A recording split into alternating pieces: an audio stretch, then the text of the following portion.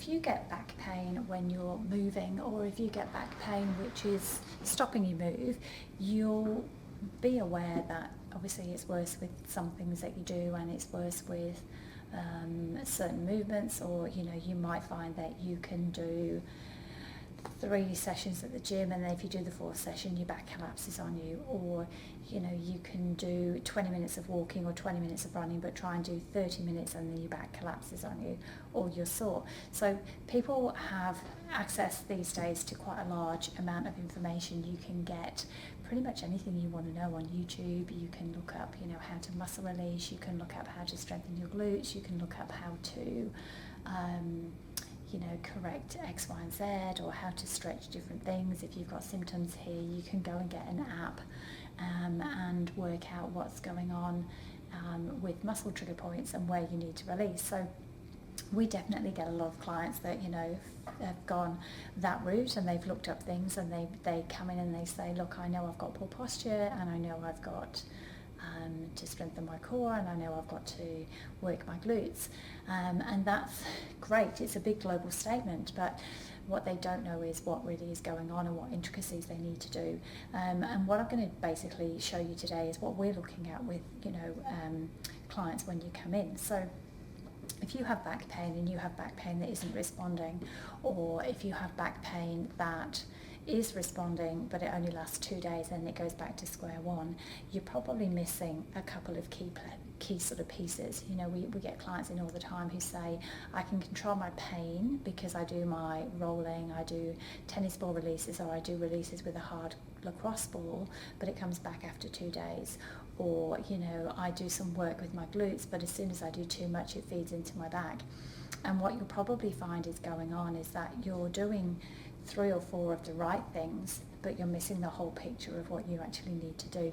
So when we're looking at a spine, and when we're looking at you, what we're looking at is how you hold yourself. So obviously you can just see my top half here, but if you look at my center where it stands here, if I'm actually leaning one way, then I'm putting pressure on that left hand side of my back, and if I'm then correcting myself by counter leaning this way, I'm still putting a lot of pressure on my back here.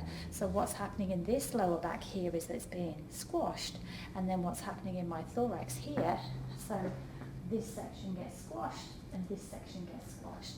And what people are doing is they're actually doing the release work, because they work out that this is tight and it's loading, and they work out that their shoulder feels tight and their neck gets sore, so they're doing the releasing. But then they're going straight back into that posture again, because like I said, we're looking at the intricacies of what's going on with your posture and what you're doing and how you're basically managing it. So if you can get all these releases done and you're getting, a little bit of leeway, but then you go straight back into doing the same thing, it's not going to change long term. The other thing that we see a lot of is that people stand and they've got maybe a bit of a rotation in their pelvis one way, and they counterbalance with their top half the opposite way, and then on top of that they might have a lean, and on top of that they might have a little bit of a bend, and it looks to Joe Block public quite good. So if you're looking at my posture here, my posture probably looks pretty good, but if you're looking at it from the side, you can see that I've actually got quite a big hunker down in my spine this way. Same thing, if I look and I stand up straight this way, I might look pretty good from a side view, but if I turn that way, I could actually have quite a lean. So the intricacies of what you're doing sort of posture-wise is really, really important, because if you liken it to a car tyre, if you've got a slight sort of change in how that tyre works, and it's got a slight little bit of a wobble on it, and then you start to wear down that side of the tyre, over time it gets a lot more wobbly, and then you have a problem. And what we're looking at is how does that change and how does that affect you? So if you then have that wobble that's getting worse, you then end up blowing out the tyre. So when you change the tyre in the car, you actually change the tyre, retread it, or get a new one, but then you align it and you do your wheel alignment. And that's the bit that's the missing piece here. People have the ability to do their trigger releases, which helps the pain, which is similar to fixing the wheel, but they forget to correct the alignment and their posture, and mainly because they've been told or they don't know what their posture is.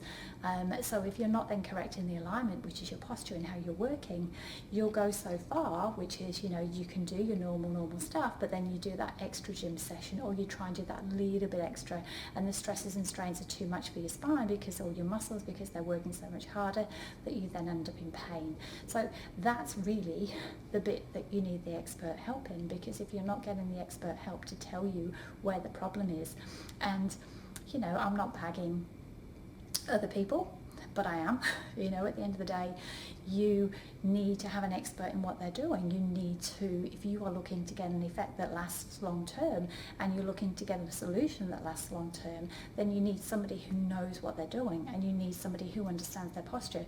And we have had umpteen people come through who have been saying, I've been told I'm lordotic, I've been told I'm lordotic, I've been told I've got too much of a curve, and they haven't got a curve at all. So in a nutshell, if you have a problem with your spine, and if you have a problem with your back, if you think that your posture is one way, make sure that somebody who knows what they're talking about and who is actually an expert in what they're doing looks at it properly. We've had so many people come in with what they think is one posture type, and it's been completely wrong, and what they're doing to correct it is completely wrong.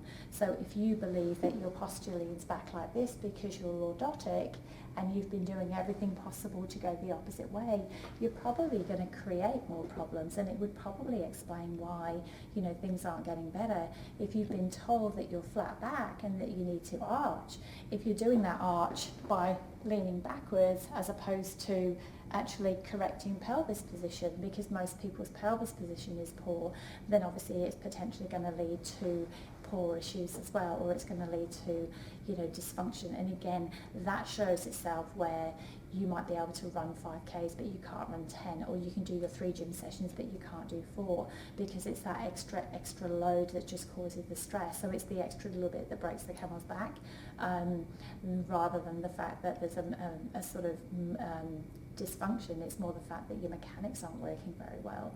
So my biggest takeaway that I've learned over the past 20 years is that whatever we think we're posturing properly, we're not. Whatever you think your posture type is, it probably isn't. And I can safely say that most people who come through our door have been told the wrong thing, and that's where the magic lies. The magic lies in being able to know what your problem is, being able to know that you need to correct this, and this is how you do it, rather than global, I need to work my core. Because if you're in a rotated position like this, you're going to find your external obliques on that side are going to be long and weak, but they might be short on this side. So if you're not doing something to address that, you need to address that imbalance as well. If you're finding that you're favouring your left leg, you're probably going to find that your stabilisers on your left leg are quite good and they work and they're compressed, but you might find that your stabilisers on the right aren't that great. So it really does pay to know exactly which bit of the glute isn't working, exactly which bit of your core isn't working, whether you're long and short on that side or whether you're short and weak on this side. And again, it's really that sort of key information that people have been missing that really is the key to getting longer term results. Because if you can get relief for 2 or 3 days, you can get better and you can change it. What you can't do is keep it. And our job is to make sure that you have the places in place, or the pieces in place, to make sure you keep it. So know what you're managing and why. You should know exactly what your posture type is and where you want to be and how to move into that posture type. You should know exactly what the muscles are that are working well with you, exactly what the muscles are that aren't working well with you, and how to address those muscles specifically. And that could be different side to side. And then also, if you've got tight muscles, whether they're tight and they need releasing, or whether they're tight because they're the ones that are holding you up. And that's what tends to be the problem. If they're the tight muscles that are holding you up and you take them away, you need to replace them with something else. And if you're not replacing them with something else, then your back will collapse. So it's a whole myriad of things, and you need that holistic look at this is the whole picture as opposed to just bits of the picture. So that's how we manage people. We manage people holistically. We manage you with a global look at what you're up to, a really good look at in depth in what your posture's doing and what problems or what dysfunctions or what malalignment or what the biomechanical implications are of that, and then addressing each of those issues so that you get an outcome that's long term, and you get an outcome and strategies that you can replicate at home, so you get those long term solutions. So hopefully that's given you a bit of an insight into, if you've got chronic pain, what you should be looking for, and if you have sort of issues that aren't responding or they only respond short term, the pieces that have probably been missing to your puzzle. Thanks for watching.